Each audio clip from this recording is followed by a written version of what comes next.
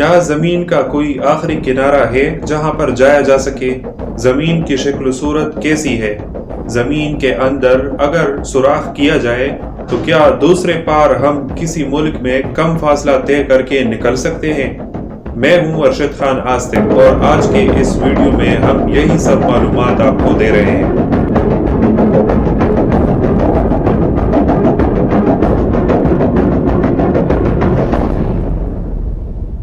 Modern science اور بہت سے بااثر مذہبی علماء بھی بہرحال اس بات پر متفق ہے کہ زمین کا سائز گول نما ہے۔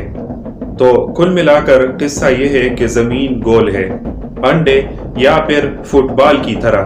ہم فٹ بال کی مثال لے لیتے ہیں۔ اس کا ڈائی میٹر 12,800 کلومیٹر ہے، 40,000 کلومیٹر اس کا سرکمفیرنس ہے، یعنی ایک پورا چکر۔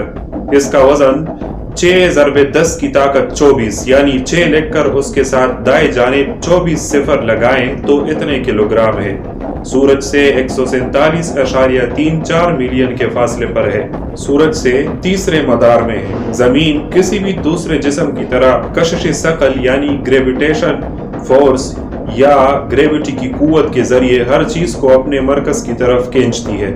اس لیے بلندی سے ہوا میں جب آپ کوئی چیز پھینکتے ہیں تو زمین کی طرف آتی ہے، اس لیے اشیاء کی وزن محسوس ہوتی ہے۔ زمین نے ساری چیزوں، انسانوں، بلڈنگز اور سمندروں کے پانی کو اسی طرح اپنی سطح سے چپکا کر رکھا ہے، جیسے کسی گول فٹ بال کے ارد گرد اس کی سطح پر گلو سے چیزیں چپکائی گئی ہوں۔ انہی چپکی ہوئی چیزوں میں ہماری عمارتیں اور زمین کے ارد گرد موجود ہمیں نیلی دکھائی دینے والی فضا یعنی گیسوں کا مجموعہ بھی شامل ہے۔ کشش ثقل یا گریویٹیشن وہ قوت ہے جس کے ذریعے مادی اجسام ایک دوسرے کو اپنے مرکز کی طرف کھینچتے ہیں۔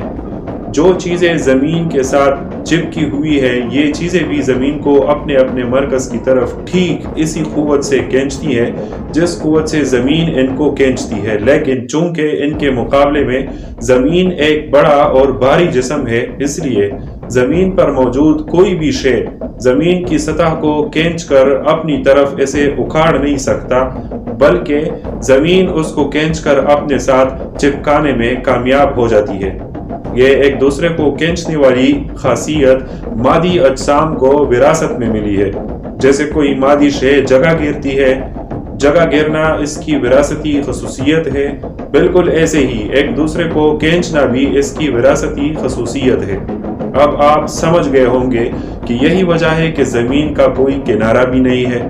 انسان جب زمین پر چلنا شروع کر دیتا ہے تو چونکہ زمین ہر جانب سے اسے مسلسل مرکز کی طرف کھینچ کر رکھتی ہے، اس لیے وہ فٹ بال جیسے اس بڑے جسم کی سطح پر ارد گرد گھومتا ہی رہے گا اور بار بار ایک ہی راستے سے یا دوسرے راستے سے ایک چکر ہی کاٹے گا اور کوئی کنارہ نہیں پہنچ پائے گا۔ اگرچہ دنیا کے بعض ممالک میں زمین کے آخری کنارہ کے نام سے جگہ موجود ہے، مگر وہ کنارے نہیں ہے، بس یہ ہے کہ ان کے آگے ماضی میں اس علاقے سے منسلک لوگ گئے نہیں تھے۔ آگے بس لامحدود سمندر ہی سمندر تھا۔ ماضی میں ہر براعظم میں رہنے والے لوگ اپنے براعظم کے آخری کنارے کو ہی دنیا کا کنارہ سمجھتے تھے، کیونکہ اس سے آگے لامحدود سمندر ہی سمندر نظر آیا کرتا تھا۔ زمین کے اس بڑے فٹ بال نما جسم کے جس حصے پر بھی انسان موجود ہو، اپنے اوپر اگر وہ دیکھے گا تو اسے نیلا سا ماحول ہی نظر آئے گا جسے ہم آسمان کہتے ہیں۔ اگر زمین میں سیدھا سوراخ کیا جائے تو ہم دوسری جانب کسی ملک میں شارٹ کٹ راستے سے پہنچ سکتے ہیں، بجائے اس وسیع فٹ بال نما جسم پر گھوم کر مختلف رکاوٹوں کے درمیان ٹرنز لے کر اور سطح پر اپس اور ڈاؤنز کو کراس کر کے۔ لیکن ایسا ممکن نہیں ہے کیونکہ زمین کی اندرونی سطح بے حد گرم ہے اور وہاں وہ مواد پایا جاتا ہے جس سے سورج بنا ہے اور ستارے بنے ہیں، یعنی پلازما۔ گیسوں کا شدید پریشر بھی ہوتا ہے، اس لیے تاحال یہ ممکن نہیں ہوا ہے۔ اب بینگ اے مسلم یقیناً آپ کے ذہن میں یہ سوال اٹھتا ہوگا کہ بعض علماء کے ہاں آسمان کو ایک ٹوس چھت کہا گیا ہے، جبکہ ہم نے آپ کو اس ویڈیو میں بتایا کہ یہ گیسوں کا مجموعہ ہے جو ہمیں نیلا دکھائی دیتا ہے۔ 7 آسمانوں والی بات بھی ہے، تو یہ سب باتیں کس طرح اپنی جگہ صحیح ہے اور ہماری یہ سائنسی باتیں اپنی جگہ۔